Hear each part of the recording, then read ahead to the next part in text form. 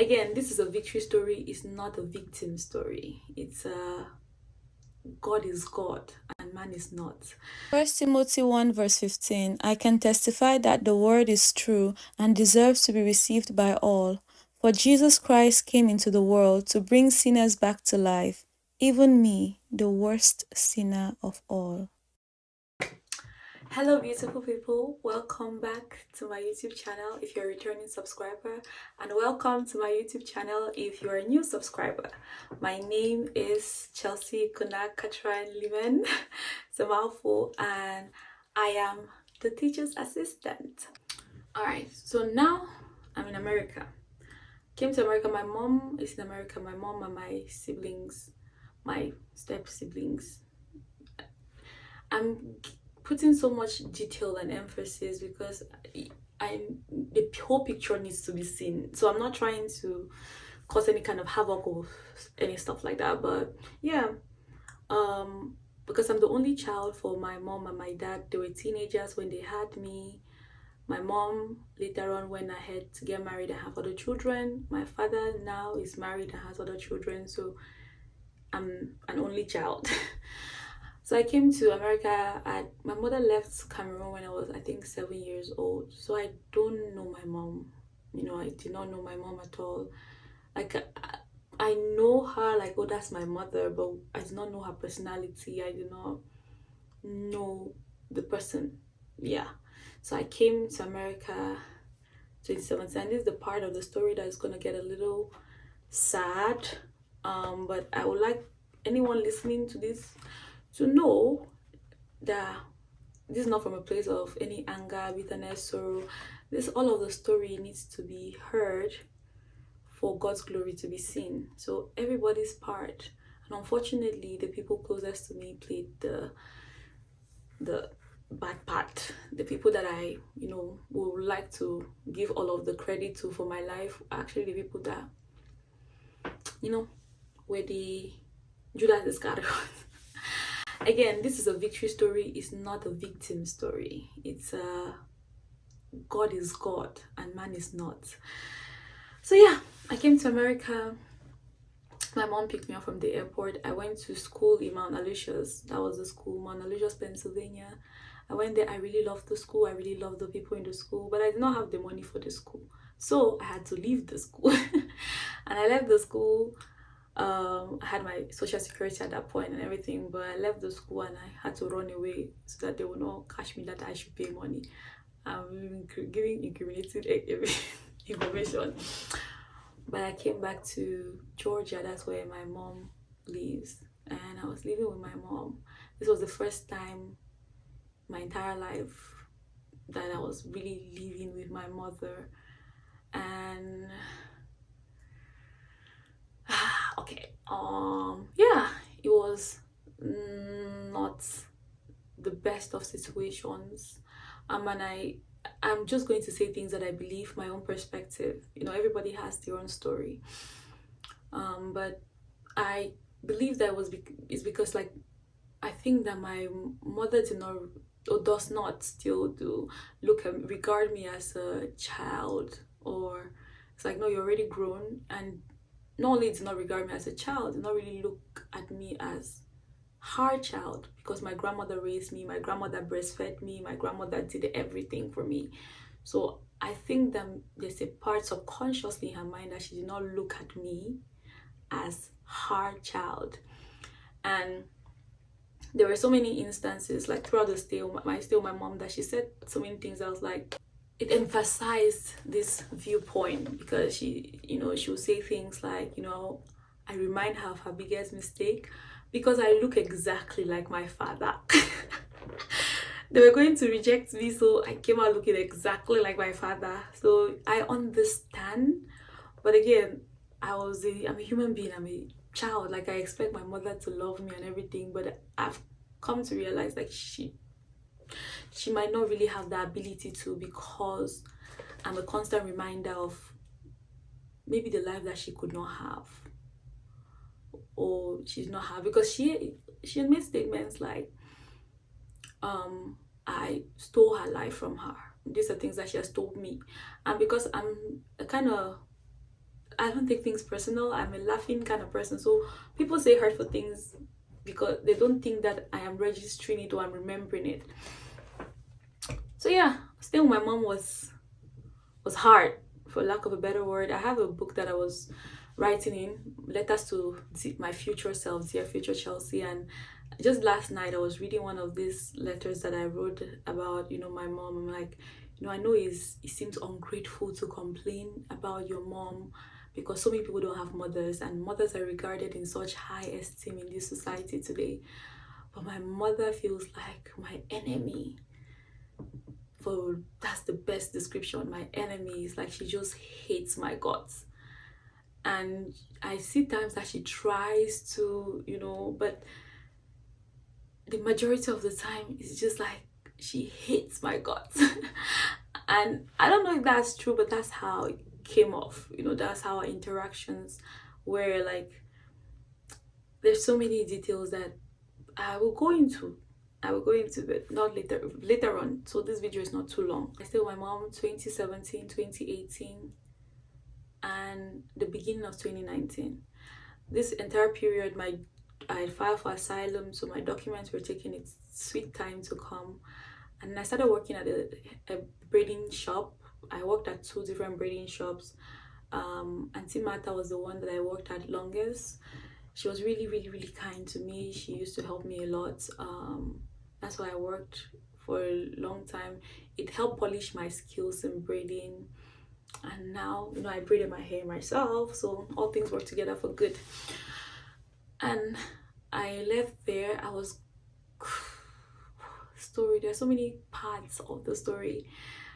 But I started doing GED because I wanted to go to college, but the GED was taking forever. Something happened that I could not continue the classes. I could not go. I had to go take my driver's license test in New Jersey at the first week of the second semester of GED. So I couldn't attend the first classes, and they told me if I cannot attend the first classes, I'll have to start all over from scratch. And I was like, nope, I would not do that. And so I'm going to go and take my driver's license. I went and took the driver's license, came back to Georgia.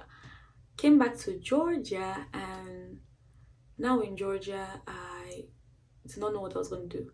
So all of this period, I have not really made mention of God and my relationship with God this whole time. But it was God that helped me continue staying with my mom.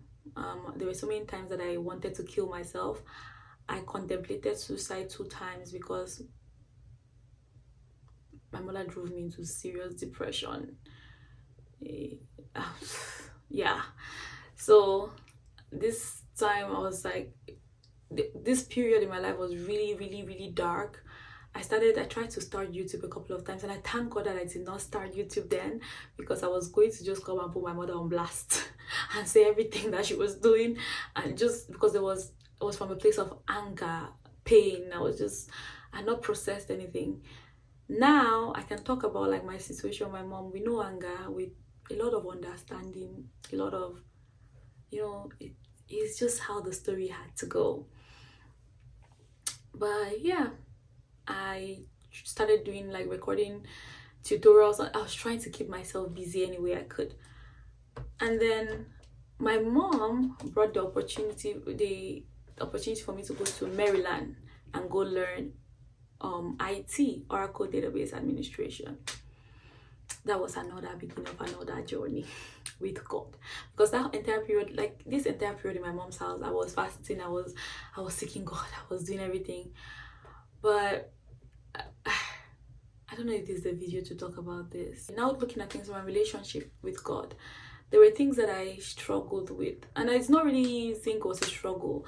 I did not like that I did them, but I am kind of a lawyer, so I justified it because I read my Bible. At that point, I read my entire Bible, and there was no mention of it in the Bible, so you cannot. And what I'm talking about is masturbation. Yeah, that was my vice, the thing that was holding my head. And I started, I was introduced, or masturbation was introduced, I started doing masturbation. I started really at a young age. I think 14. I remember the very first night was in Rosary Alta in a Lady of Lords College, Mancon. And it was this night, I remember the night very well. I was sleeping by the window, so the moon was full and everything. Like, I remember that night very crisply, very detailedly. And I was reading a novel. Like I said earlier, I love reading novels. And one thing, there were so many romance novels in Lourdes. There were so many romance novels, had historical romance. That's my favorite genre, or was my historical romance. I'm a romance girl. I just love love love is such a beautiful thing, and I've just always been in love with love. Like, I just always wanted to be in love. So historical romance, no better love stories. And they were also very intense in the sex part. I've said this a lot, that reading about sex is a lot more intense than watching sex. It's a deeper form of porn than porn, because you're the creative director of whatever you're reading. You're creating the images, you're creating it, and you're watching it at the same time. So it's so much more intense than just watching what someone has made. So that's what I used to read deep inside historical romance. And there was this novel I was reading. It was something about something magic, purple magic, something like that. Forgotten the title. I used to steal people's novels, so I would tear the front and the back page, so they will not they will not see me with the novels. But yeah, I was reading that novel, and there was a part in the novel that it had like a detailed tutorial to masturbate. Like, the guy was talking to the girl.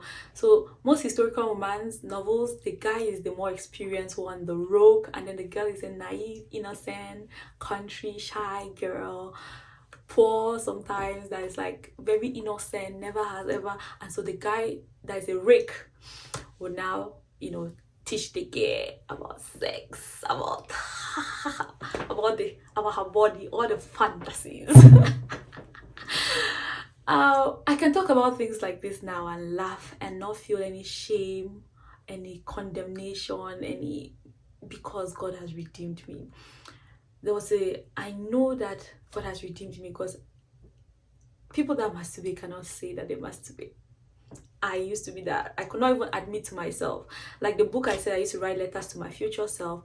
I couldn't even write masturbation. I remember this entry that I wrote. I was like, today is a good day, it's a Sunday and everything, but I did it again. I could not even write down I masturbated again. I was like, I did it again. I hope that I will stop. So I now talking about it, and I'm going to say masturbation, and I was just like, yeah. It's because God has saved me, has redeemed me, purified me, purged me. I have no other choice but to be pure. So yeah, I think I was like 14 or 13 years old. That's when I started masturbating, reading novels. Yeah, not watching any porn or anything. I was not really interested in watching porn. I'm a book person more than a TV person. I was not even open to porn like that. So, and I was in boarding school, so you don't get access to. I mean, some people did, but it's not very common. So yeah, this now going forward to in Atlanta. Now there's internet. I am idle. I am depressed. I'm in a dark place. Everything, the thing that was giving me release was masturbation. So I was masturbating a lot more. God, this is me exposing myself. I was masturbating a lot more than I used to.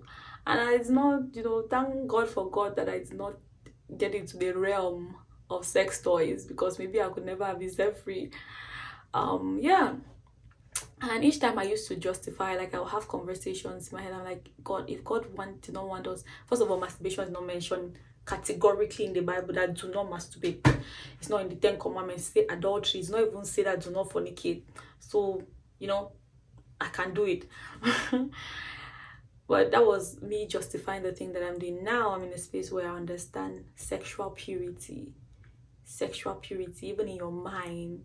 I understand a God that can purify even your mind. That can clear everything, like hard drive, do delete, wipe everything, and you don't even have images of things. Like, I know that God, He did it for me. So yeah, at that time, masturbation, pornography. I started watching pornography, and one thing that I've learned with lust and porn and the spirit that behind it is they always try to hook you deeper. I found myself watching different kinds of porn. Man, I'm not sure. I'll be telling people primarily. I cannot even tell all of you on YouTube. But I started watching different kinds of porn. Just, whew. And I don't mind. It's a devil's workshop. But yeah, still in all of it, I was praying. I was seeking God. I wanted to stop. I'm like, why is my life like this? Why are all of these things? The why questions. Why my own things not working out? Why is my own like this? But I moved from Georgia to Maryland in 2019, May 2019. I moved to Maryland and I was to start school at Brontech, Oracle Database Administration. It's a crash course. It's supposed to be a 6 months program. And I moved to Maryland. I was living with my friend in their house. And then later on, I moved out of their house. My former friend, Claudia, I was living in their house and with her aunties. I had to move out of the house. Like, all of these things, there's so much detail to the story. So I have to give you a highlighted version or we'll stay here forever. I moved out from the house, I think, I don't even know the month that I moved out. And then I left the house. I used to stay in the house because they didn't really have space, so I was sleeping on air mattress in the living room. I don't mind. I like sleeping in the living room actually. So it was fun for me. It's like having a sleepover. Then I moved to one of my classmates from Brontech's house, Delise. She's also Cameroonian. Her mom had traveled to Cameroon, so she was like, I come and stay in the apartment. She wanted me to sleep on her mother's bed. I was like, yeah, no, I'll sleep on the couch in the living room. So I slept. She was really kind to me. I stayed in the house for I think a month or so. Then I found a room in the house. So one of my classmates and I, Miriam, we rented, there were 2 rooms in the house that were for rent. She took one and I took the other one. And we're staying there, and in all of this, I was still, I was in the world and in God. I was trying to find myself, find what I'm doing here. And this whole period, I had met in school in Brontech, I met another Nigerian guy. This was my second Nigerian option. It's like I had to be beaten twice to be shy. So yeah, I met another Nigerian guy. His name is Jide. And Jide is like 14, 15 years older than me. At that time, I had the belief that, I could only be with older guys because I'm so guy that is my age mate they're not grown enough. As like only older guys. I need somebody that's older so that I'll be able to submit and stuff. I'm giving all of these details in my story for you to see my foolishness, to see my mistakes, to see my sin, to see my darkness, so that you will see God's light. God's light. God's light that has transformed me, God's light that has taught me, God's light that has redeemed me, that has taken me from darkness. He has translated me from darkness into His marvelous light. So that's why all of these details are important. I met Jide, and it was another Nigerian situationship. Because I was young and I was naive, impressionable. Very impressionable. I'm a very impressionable person. Even till now, I'm still very naive and I'm still very impressionable. I believe people a lot. That's just who I am. I believe what people say. But I got with Jide and I was never supposed to be anything, but then he later on became something. and it was something for like what 3 years back and forth. In my introduction, I said I'm a teacher's I'm the teachers, not a. My name is Chelsea Kuna Limen. My name is Chelsea Kuna Katran Limen, and I am the teacher's assistant. The reason why the teacher's assistant came up was when I came to Brontech. He's a teacher, and then he had an assistant, and his assistant was always the best student in each class. Will become the student that passes the most in the class will become the teacher's assistant to teach the next class. So when I came, it was my sister Whitney's friend. Her name is Sonia. Sonia was the teacher's assistant, and I saw it and I was like, oh, I would like to be that too. But again, I did not even know Control C on a keyboard or Control V. I did not, like, I came novice. But I knew that was God that had brought me because of my prayers and my fasting and my things that I was talking with God at that time. Even though I did not truly believe, I could not truly fathom and comprehend that God really was in my story. God really was interested in my life. I was just like who am I? Who am I that God will even be interested in my life? So that's the reason why I could do the mistakes or the sins that I was doing, because I did not truly believe that God was looking or seeing me or was interested in my life. It's like everybody figure out their life, that's what I thought life was about. So when I saw she was teacher's assistant and everything, I remember there's this thing I kept telling myself, like, I have the mind of Christ. I don't know this thing, not because it is difficult, but because it's new. And because I have the mind of Christ, I will understand everything.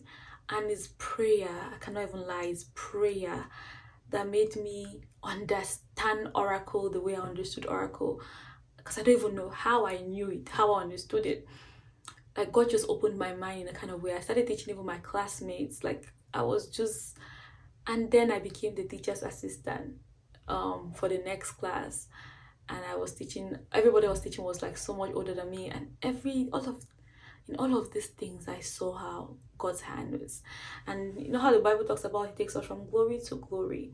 There was a revealing that God was doing of Himself to me, that He was doing it gradually. God is ever so patient with us. He was doing it so gradually, not to overwhelm me. The Bible talks about God laughs at our sins committed in ignorance. I did not know better, and that's why there's so many things that I did. But God was in the story, and He was pulling me by the rope, like pulling me by a rope. I don't know how to explain it. Like, He was revealing Himself in increments, in little increments, like how much I can fathom. That's how much He was revealing Himself to me. In all of this, I was, like I said before, I was a Catholic. So now I did not know what I was. I wasn't really going to church when I came to Maryland because I don't drive. So I did not have a church. Even when I came to America here in Atlanta, I was not really going to church. I'll go to church on Sundays when my mother is going to church, or when she chooses to go to church, and we're going to a Catholic church. So it was not really any big thing. But God was using YouTube. YouTube was my church. YouTube was my education. God was taking me from one teacher to the next. I don't call these men and women of God that have impacted my life as pastors or anything, but they were like teachers in each class that was like going from one class to another. There was a season, a time for my Pastor Micah Todd. There was a time for Miles Monroe. There was a time for Joyce Meyer. There was a time even for this man that is in Texas, Joy Austin. There was a time that, like, God, it's like I just see, I don't know how to explain it. Like, God just leads me to them, and that's what I'm watching. I cannot stop watching it until I learn what I have to learn. Then I go to the next person, and it's like going from class 1 to class 2 to class 3 to class 4. That's how my journey with God has been. So it was never a physical church. I never belonged to a church. So a lot of the things that I was experiencing, when I hear people say, oh, they are going to church to give their testimony, I couldn't really give a testimony in church, because it's not the church. There was nothing that has happened in my life. There was no encounter that I've had with God. There was a pastor that prayed with me, or was a prophet that prophesied to me, or it was a word. It was just me, my Bible, and God. Me seeking God through my Bible, that He will lead me to even watch this sermon, or lead me to This journey has been a journey of just me and God. There are seasons that later on came when, he brought people to prophesy, but my whole journey all up to 2021, there was nobody that told me, oh, God said. Nobody ever told me, God said, you should do this, you should do that. And I was always looking for direction. And God was leading me, not with people, not with words, but with the nudgings that he was placing inside of me and the doors that he was opening that was pulling me to where I was supposed to go to. So yeah, all those things, I was still in Maryland, still fornicating, caught now in fornication with Jide. And that's a very long, very interesting story. So all of these information is to come to all of this was just background information to come to now my journey with God. Whew. So 2021, February, I started the new year 2021 January. That's when I was doing these walls and everything. I was doing the remodeling in the house. I started YouTube at that time, so I was setting up places where I can film throughout the house. And this is my auntie's house. I was living with my auntie at that time. So I was setting up places throughout the house where I could film YouTube videos and everything. So the entire year 2021, like I said, Jide and I were a situationship. So it was on and off again, on again kind of situation. And there were some businesses that we're doing together. Not really businesses, there was just one thing. There was this underwriting opportunity where I was taking interviews, I was teaching, and it was kind of his thing. January came, like I had not seen him. We live at that time, we all used to live in Laurel. And I don't drive, so I take Uber or someone picks me up and stuff. I just don't drive. I don't drive even until now. The year has started. I was busy. I was setting up things, everything. I was even going through my maps journey, and so my face was all over the place. I was not really feeling confident. I think February came and I was like, you know what? I've not had any sex this year. I've not had any sex for a very long time, if I'm thinking about it. This is 2021. I was like, you know what? I think I need some sex. And the only person I've been having sex with is Jide. So he had come to my house to come and take food or something. And I was like, you know what? I'll come and see you this night. So he's like, oh, he's going to send me Uber and stuff. So I was like, okay. I came upstairs and I prepared. I showered, ate pineapple, apple cider vinegar to wash, all kinds of things to prepare for sex. And while I was doing all of that, I kept hearing something in my head that it's not going to happen. I'm like, what do you mean it's not going to happen? It's going to, and I was answering out loud. I was in this bathroom. I was answering out loud, like, it's going to happen. What's the thing that can make it not happen? The only thing that can make it happen is, okay, maybe if Jide's mom calls him for like an emergency or something, but even if he goes, he'll still come back to his house. And I said, wait, I had made up my mind that I was going to have sex, and the voice was still in my head that it's not going to happen. I'm like, this thing like that, it's just, why's my face itching? Like this thing, I've made up my mind. I ate pineapple, I prepared. Preparation to go and fornicate. Like this, every single time that I have fornicated, it just happened. It just happened. It was not like a preconceived preparing to go and fornicate. This was the first time I was preparing. It was no, I've made up my mind. And I prepared, and I wore my sexy nightwear. I wore my robe. I used a robe. I had really long robes. This is February, so it was still winter in Maryland. Places were cold. It was still kind of snow. It was not snowing, but it was rainy and everything. I wore my robe, and I was like, Jide said he was going to send me Uber. I was like, I'm a big girl. I have my own money. I'm going to go get some. Don't be like me. Anyway, that's what this video is about. This entire video, to show you my foolishness so you don't repeat it. I wore my robe and everything, took Uber in the middle of the night. It was like 10 p.m. Took Uber to go for my appointment. And I had my spend the night back, so I'll have clothes to wear and come the next day. I was holding it, prepared, sprayed perfume, everything ready, edges laid. And I just was having a feeling. I'm like, there's nothing standing my way. I went to his house, the Uber dropped me off. I was calling him, he wasn't answering. I'm like, why isn't he answering? Or he has to come and use his key fob to open this door. Why isn't he? I still came out from the Uber. I was determined. I'm a very determined person.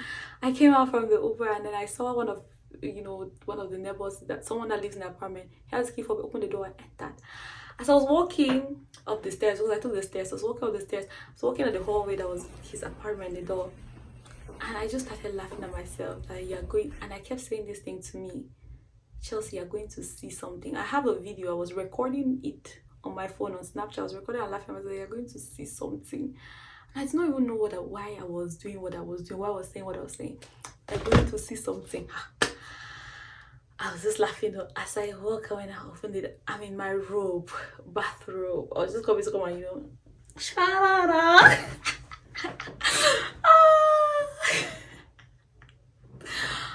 I came and I reached the door, and no, I did not open.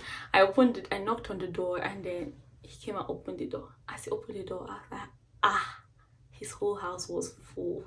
I can still picture that day because I was like, his house was full. And the bad thing is, it was full of people I know, with guys that were going to the same school that I was going to. The girls were his friends, but I know that they were his friends, quote and unquote, because he's a promiscuous young man or old man, because he's old now. It's all jokes.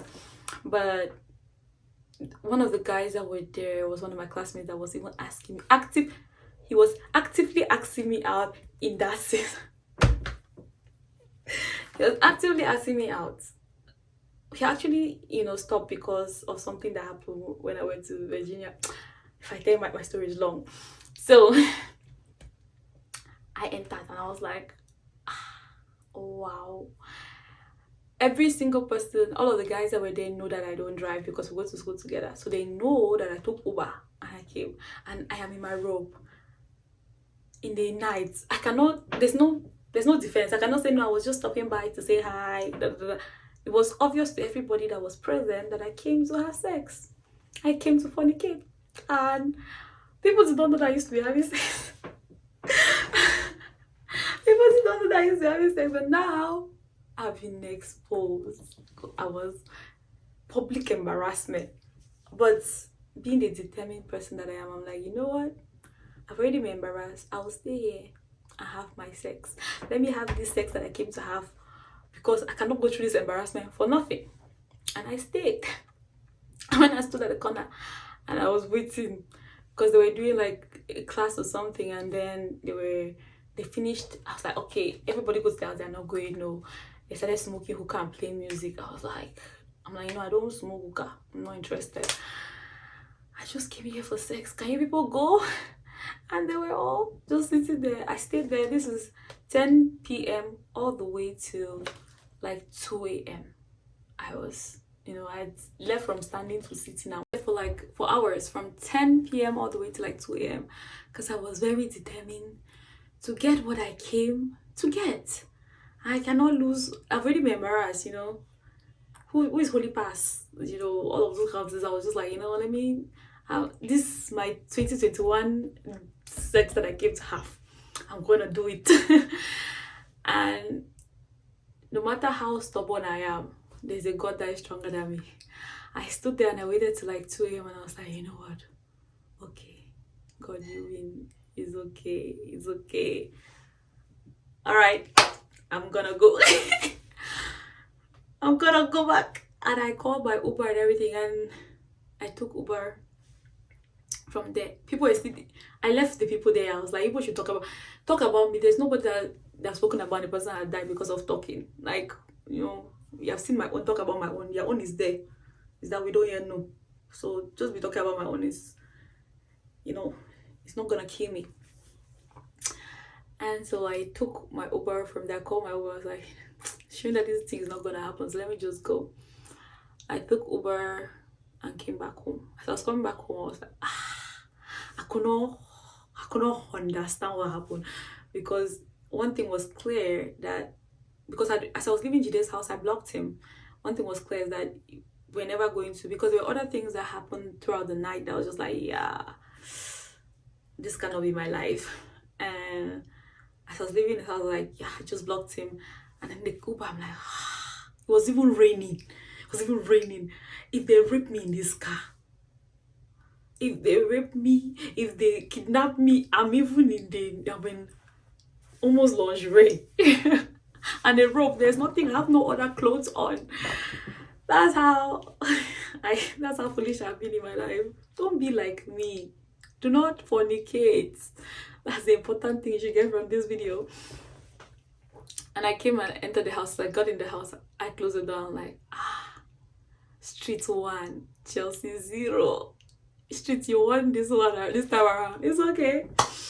And I came back and I slept. The next day, that's when everything hits me. Like, oh, this my relationship or situationship. I actually did care for this person, and it's finished. Like, now I was going through heartbreak, but I was the one that broke up, because if I called him, I could continue. But I could not. I did not. I refuse that will be my story in this life. I refuse that will be my life. Because one thing, there's so many details of the story that I'm just skimming through to get to 3-year mark. But I know that at some point I'll come back to say the details of the story, but I'm just giving a grand idea of everything that transpired. So I came back and I was like, you know what? I cried. I mourned the relationship. I cried the heartbreak. I cried once I thought I was gonna die. I was listening to all heartbreak songs. Which song again? I forgot the heartbreak song. Thunder Fire You. This is by Rick Asani. You been gossiping about me to your friends. The love I gave you was too perfect for you. I even tried to make your dreams come true. And you still went and through this. But it's okay. But thunder fire you for all the lies you told me. Thunder fire you never did deserve me. It no go better for you. So thunder fire you and your friends. Yeah, it was such a fun time, but I cried. My eyes were so swollen. I cried for like days, because this was like 2 days after Valentine's. It was the 16th of February 2021. I still have memories. I can show you people video evidence and proof of all the things I'm talking about here. And then, as God will have it, a couple of days later, Hallelujah Challenge for 2021 started. I was like, oh Lord, I come back to you. I give myself to you. I don't want to fornicate anymore in my life. I had promised before that I'm only going to sleep with my husband, and I have already gone 1, 2, 3. I've already done three men. And I'm going into detail about everything that I've done in the highest transparency that I can be, for another person, a younger me, a naive me that is looking for guidance on their own journey through life. My prayer is that when you watch these videos, you will not only laugh at my story and my foolishness, but you will learn what not to do. You will learn what roads not to go down on, because 99% of the time, this is how it turns out. And most times we don't have people in church, because you're in church, you belong in a church, and you want to keep an image. You want people to look at you in one kind of way. So we whitewash our story. We remove the parts that we don't like, the parts that don't make us look holy, don't make us look perfect. We remove those parts and show this perfect picture of, oh, I've always, I'm holy and all of that. But God made me holy. I wasn't holy.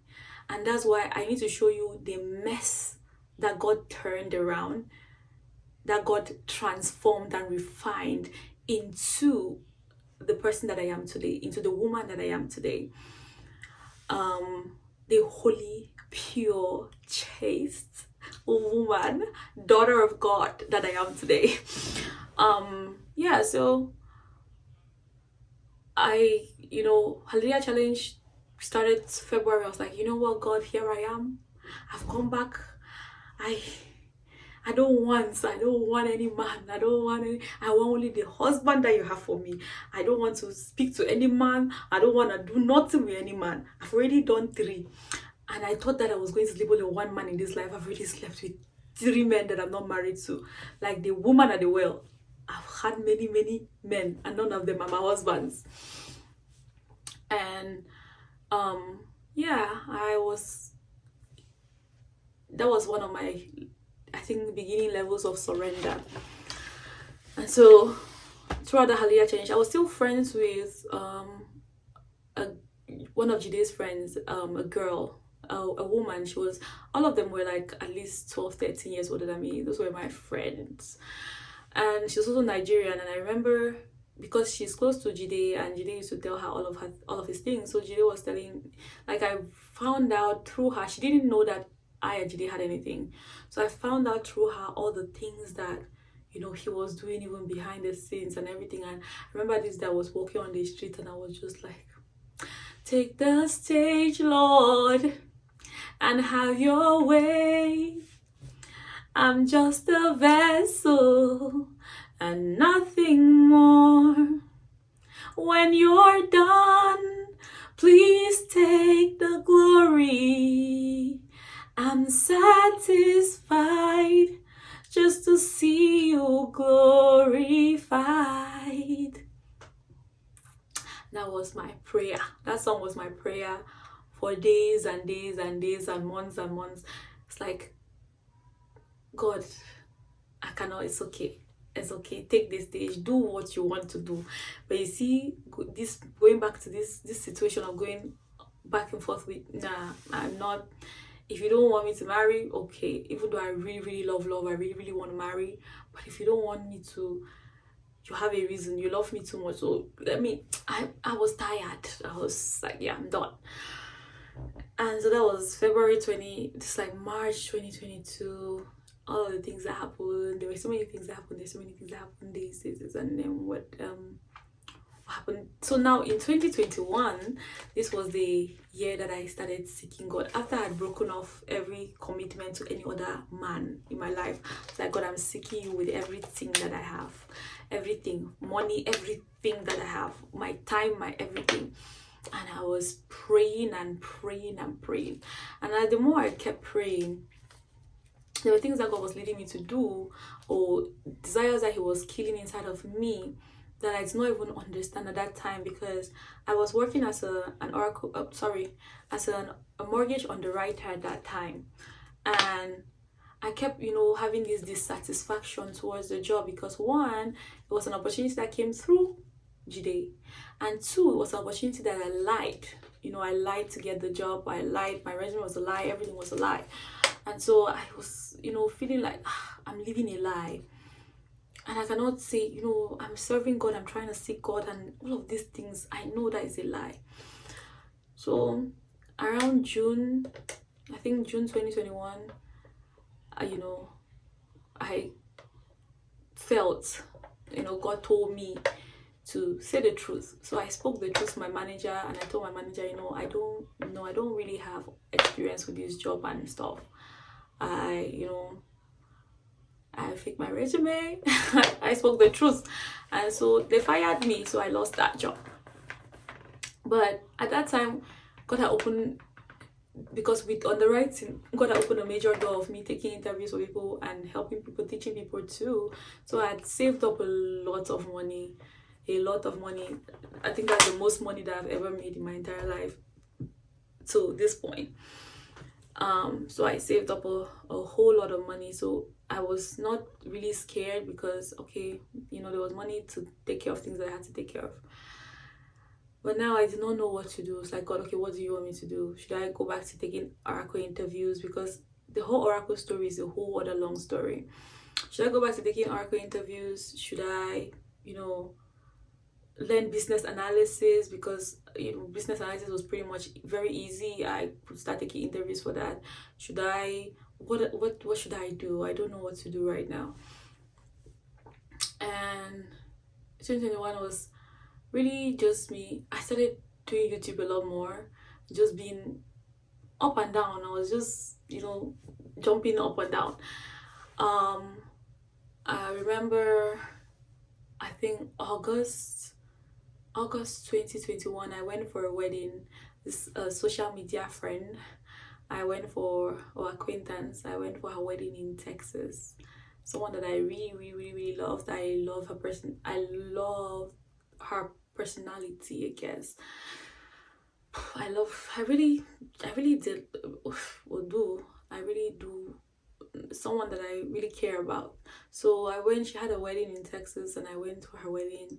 Went for her wedding in Texas, and because one of the things, just my whole surrender and everything that was there about, after the relationship today, because of the praying and all the fasting and seeking God I was doing, I kept telling my friend, because at that time I used to pray with one of my friends, my former friend, because all of my friends now are former.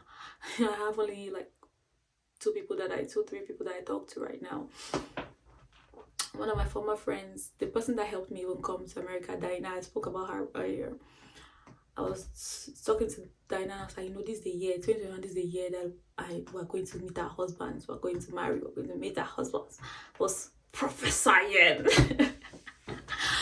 And then I really believed, then months were passing, months. I was not seeing anybody that I could say is my husband. They were men, but I did not find my husband. I not see my husband.